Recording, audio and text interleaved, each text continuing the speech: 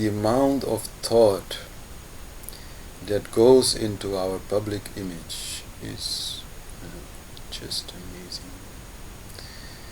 The amount of lying that is going on just to protect or enhance our public image is amazing.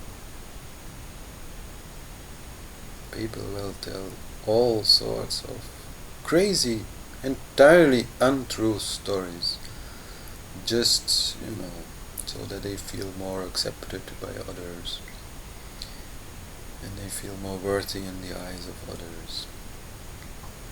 It's just crazy.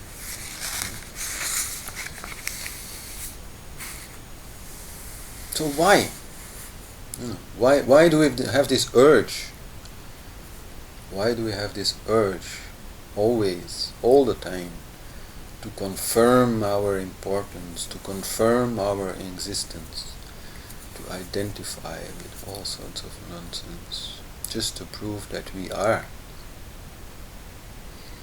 It is because our idea of what we are is wrong. Because we have identified with things which only appear to again disappear. And we feel entirely insecure with that identification.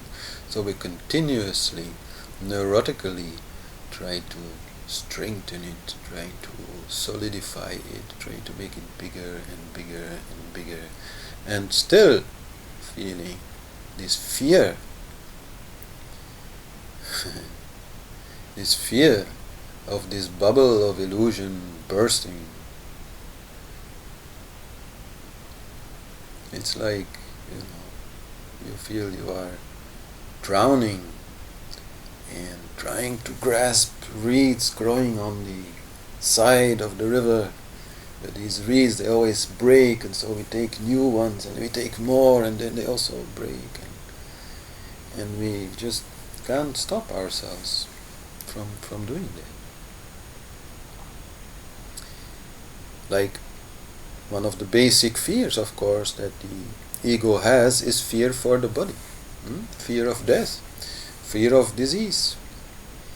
We are very much aware of the fragility of this body, of the impermanence of this body, and still we have so much attached ourselves to the idea that we are this body, that we do amazing things to protect it.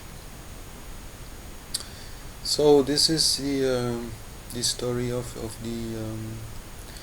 the ego, and the ego is not just about feeling strong or important.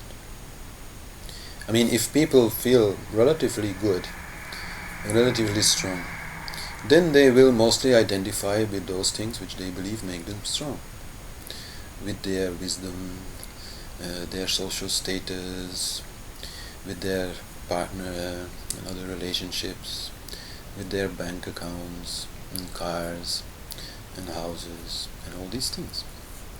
But if they are feeling weak, if they are feeling unsure, if they lack confidence, then they will just as well attach themselves to all their problems.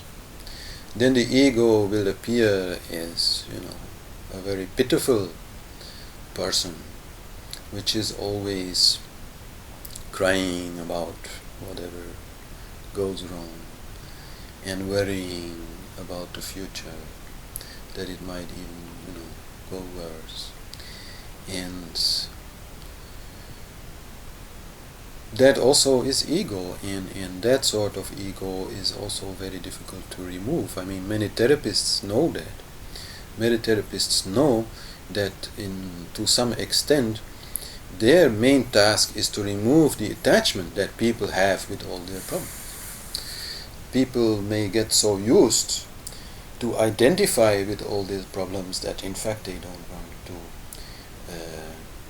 lose these problems, because they create their identity through these problems. Even people who have a physical illness for a long time, may become so attached to being pitiful in that way, to having everybody taking care of them and caring for them because of this illness, that even when then this illness goes, say after half a year or a year, they will start faking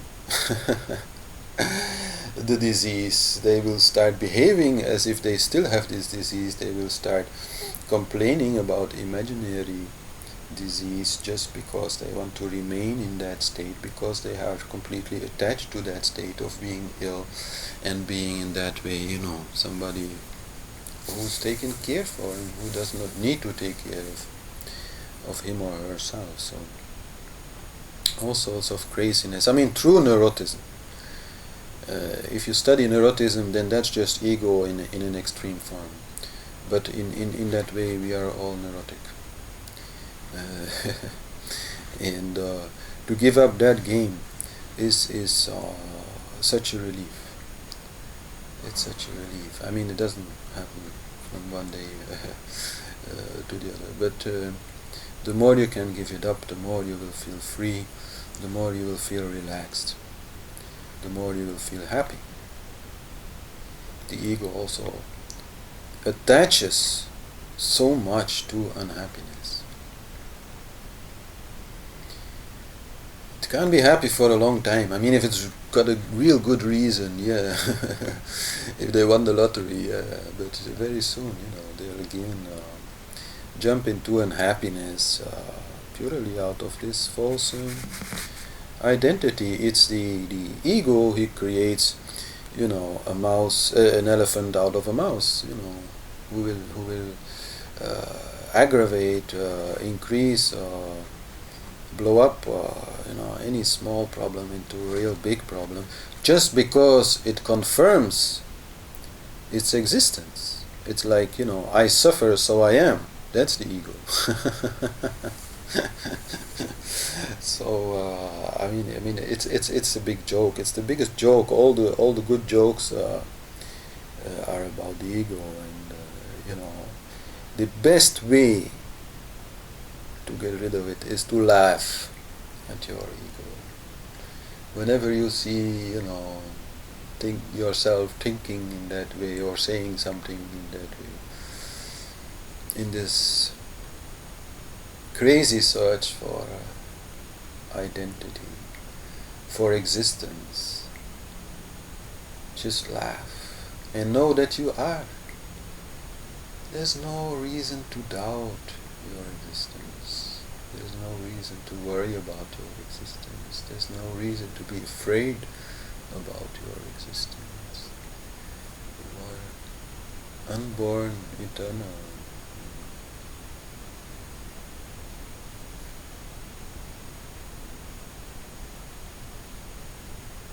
The pleasure, pain, information that comes from mind,